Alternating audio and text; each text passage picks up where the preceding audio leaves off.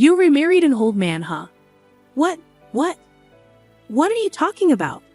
Wow, you've really lost your taste. You should have just stayed with me. Ha! Encountering my ex-husband after years, he greeted me with a smug grin, igniting an awkward silence. Oblivious to the tension his words caused, he continued to exude arrogance. It was clear he hadn't grasped the extent of his absurdity. Then karma made its grand entrance. I savored the moment as his expression paled, finally catching up to him. My name is Olivia Harper, age 28. I married the man I thought was the love of my life, and it's only been a year since our wedding. Yet I find myself contemplating divorce. My husband Jackson is 30 years old and works for a client company, a place where our paths frequently crossed as we both managed the same account. Initially, our conversations revolved around work, but soon we discovered a shared passion for the same band, and our relationship blossomed from there.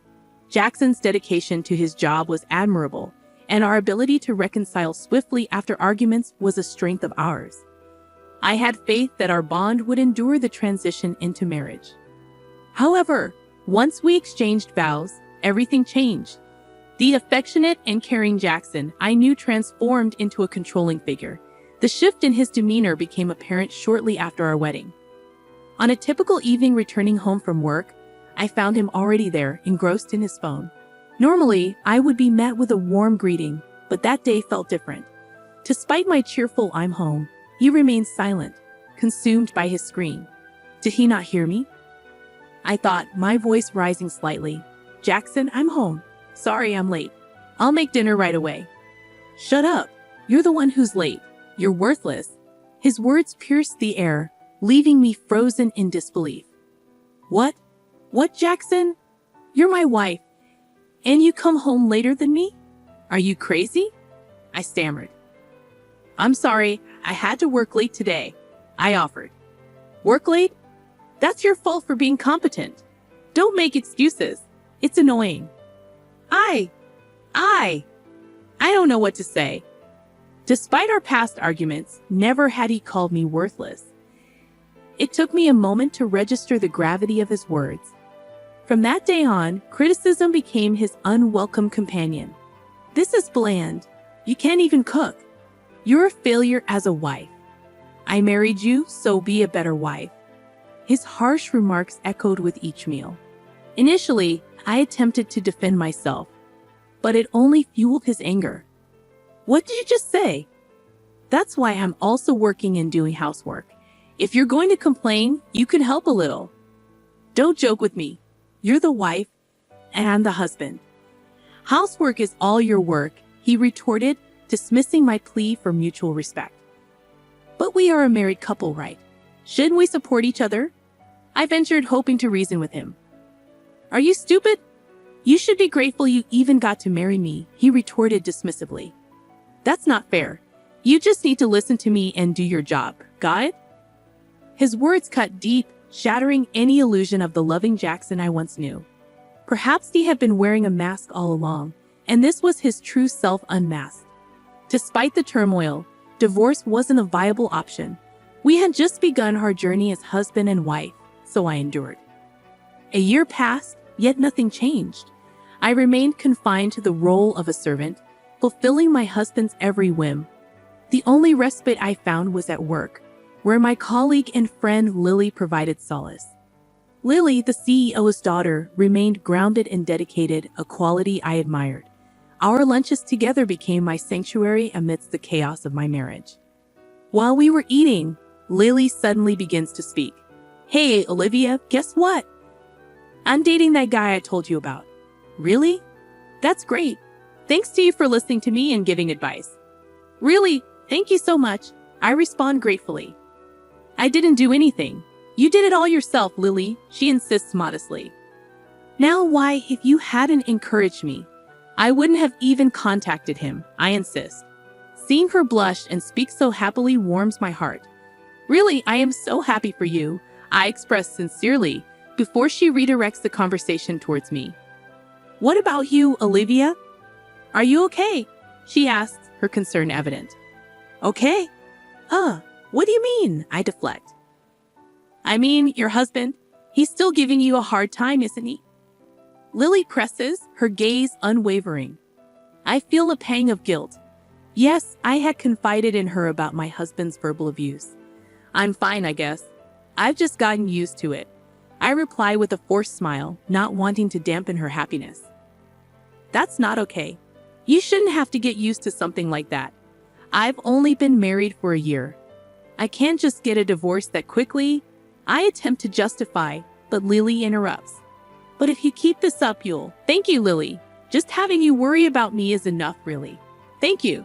Thank you, I express earnestly, though Lily appears puzzled. I can't burden her any further, especially when she's on the brink of happiness. I offer my gratitude once more and swiftly steer the conversation elsewhere. I need to shield her from my troubles. A month passes, and it's a holiday, coinciding with Lily's birthday. Her boyfriend's work schedule confines their celebration to the evening, so we plan a lunch date instead. Rising early, I swiftly tackle the housework and begin preparing for our outing. As I apply my makeup, my husband interjects. Hey, you're not planning on going out, are you? He questions. I mentioned it earlier, right? Today is Lily's birthday, and we're meeting for lunch, I remind him. What? I don't care. You're a housewife.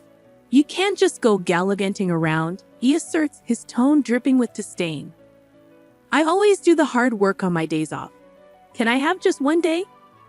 I plead, hoping for a glimmer of understanding. Who do you think you are talking to? You should only listen to me, he retorts, his voice dripping with entitlement. Usually, I would offer a meek apology and attempt to diffuse the tension, but this time, I've had enough. Enduring days filled with insults from the man I once pledged my life to wasn't the marriage I had envisioned. Fueled by frustration and anger, I find my voice rising. Enough is enough. Why does my life have to be controlled by you, Jackson? How dare you speak to me like that? I'm fed up with being belittled and yelled at every day. This isn't the marriage I wanted, he fires back defensively. Like I care. It's all your fault for being a useless wife. Fine, let's get a divorce, he declares coldly, his words slicing through the air. His reaction catches me off guard, but I stand firm. Are you serious? He asks, his eyes widening in disbelief. Absolutely. I should have made this decision much sooner. I hesitated because we were newlyweds, but that doesn't matter now. I should have left someone like you a long time ago. I respond resolutely, my resolve unwavering. What? So now it's all my fault. Fine, let's divorce, but no alimony, got it? If that's what it takes to divorce you, I'll gladly accept. You'll regret this, you hear me? His words were venomous as he stormed out, only to return moments later with divorce papers in hand. He signed them hastily and thrust them towards me. Without hesitation, I added my signature, sealing our fate. And just like that, we were officially divorced. In the aftermath, I found solace in a temporary apartment near my workplace while I searched for a new permanent residence. Only Lily and my trusted boss, Anderson, were privy to the details of my situation. Finally, I began to reclaim some semblance of control over my life. Years passed, marked by significant changes following my divorce. My ex-husband's incessant attempts at contact nearly shattered my faith in humanity. You'll never be happy. You'll be alone forever, his messages echoed like a haunting refrain, threatening my peace of mind. Yet it was Carter Anderson, my mentor and guardian at work, along with Lily, who became my pillars of support. Carter, like a brother to me, noticed my distress and extended a helping hand when I needed it most. Hey, are you okay, Mr. Anderson? I inquired, noticing his somber demeanor. I'm sorry, I have been making a lot of mistakes lately, he responds, his tone heavy with remorse. That's not what I mean. You seem relieved after the divorce, but you've been looking down again. What happened? I pressed gently, concerned for his well-being. Well, my ex-husband won't stop sending me abusive messages. I confess, feeling a weight lift off my shoulders as I share my burden. Ignore him. Block his number, Carter advises firmly, offering a simple yet effective solution. That day, Carter takes me to a few pubs in an attempt to lift my spirits. Initially intending to enjoy a night out, I find myself pouring out my emotions, eventually breaking down in tears. From then on, we begin to share regular meals together, and before I realize it, our relationship blossoms into something romantic. Last month he proposed, and now I proudly wear an engagement ring. Carter's recent promotion and transfer to a different department mean we don't interact as frequently at work, but living together ensures I never feel alone. And the icing on the cake? Lily is getting married to the same man she spoke of fondly years ago. Despite knowing it's not his fault, the fact that he works at the same company as my ex-husband brings a hint of unease. But today marked Lily's wedding day, a time for celebration and joy. I pushed aside any lingering anxiety as I made my way to the venue, only to encounter Lily's father, the esteemed CEO of our company, along the way. "Ah, Mr. CEO. Hello!" I greeted warmly. "Oh, Olivia? Lily always speaks highly of you," he responded with a genuine smile. "Thank you, sir. Is your wife not with you today?" I inquired politely. "She went ahead to help with the wedding preparation, so I'm on my way there alone," he explained. "I see. Would you like to walk together?" I offered graciously. "Of course. I'd be delighted to walk with you, Olivia," he accepted, and together we strolled towards the venue, engaging in casual conversation along the way. As I approached the check-in area, a familiar voice called out from behind me. "Hey, isn't that Olivia?" "What? Jackson? Why are you here?" I exclaimed, surprised by his presence. "Why? It's a colleague's wedding, of course I was invited. Long time no see," he responded casually, his tone dripping with sarcasm. My apprehensions were confirmed. Lily's fiancé was indeed a colleague of my ex-husband, and evidently close enough to extend an invitation to him. With a mocking smile, Jackson proceeded to taunt me. "So, you remarried an old man, huh?" "What? What are you talking about? You should have just stayed married with me instead of marrying some old guy." "How dare you? It's none of your business," I retorted, my voice edged with frustration. "Why are you mad? Just because you're lonely doesn't mean you should marry some old guy.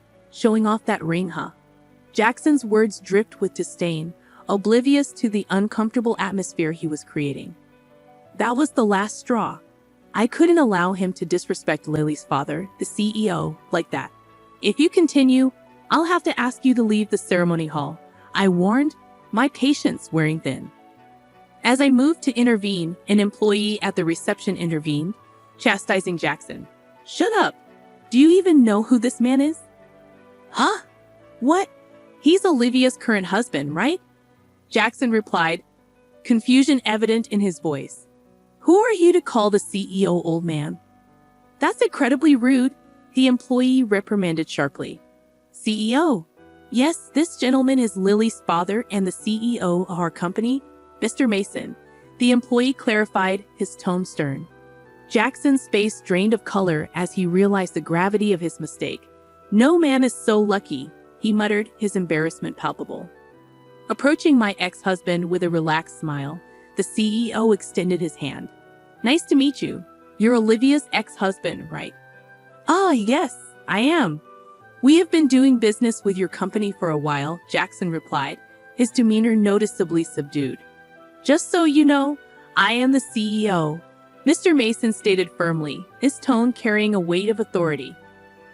"I'm sorry, I didn't know," Jackson muttered, his voice tinged with apprehension.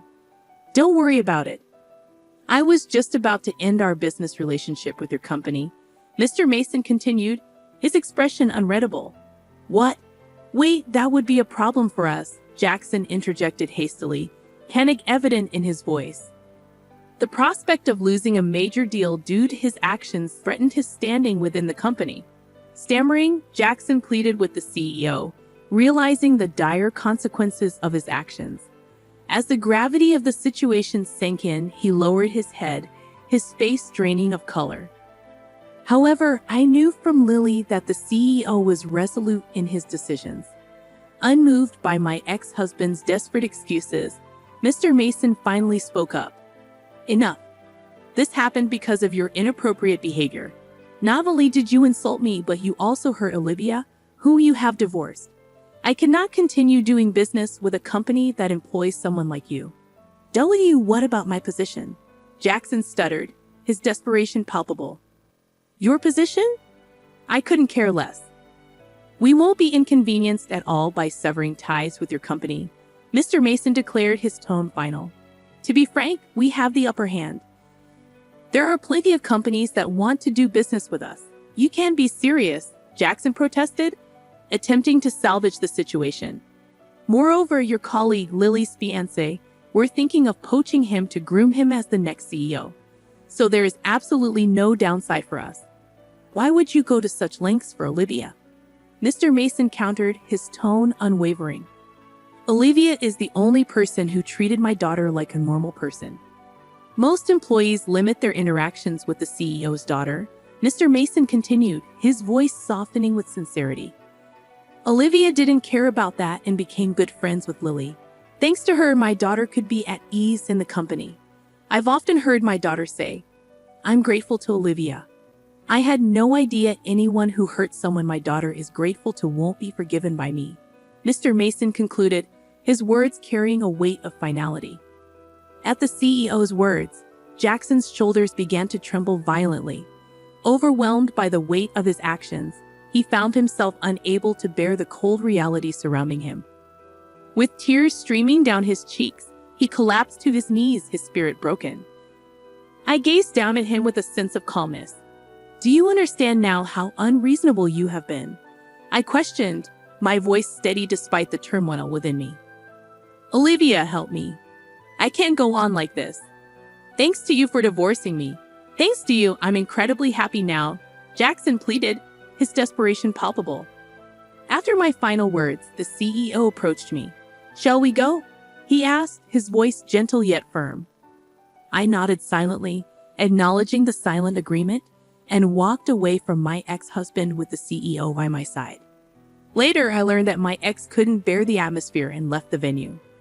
The following day, the CEO contacted his company and terminated the business relationship that had endured for several years. Jackson was held accountable, facing consequences that included the loss of any chance of promotion and even a pay cut.